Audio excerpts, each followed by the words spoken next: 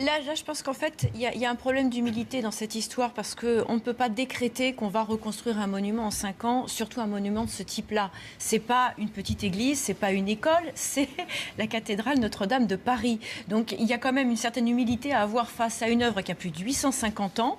Et donc, le temps de la communication, ce n'est pas le temps du politique et ce n'est pas non plus le temps de l'histoire. Donc il faut aussi se donner le temps, je pense, d'un véritable diagnostic. C'est comme quelqu'un qui rentre chez le médecin, à qui le médecin fait une ordonnance avant de l'avoir auscultée. Je pense qu'il faut d'abord... Parfois. Ça arrive parfois, mais malheureusement, ce n'est pas normalement le sens dans lequel les choses doivent se faire.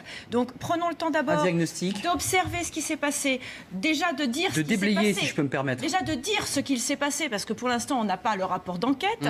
Ensuite, prenons le temps de diagnostiquer ce qui doit être réparé et ensuite prenons le temps aussi de réfléchir aux différentes propositions parce que c'est une œuvre qui nous a été léguée et qu'on devra nous aussi transmettre. Il faut être très vigilant à ce qu'on va transmettre aux générations futures.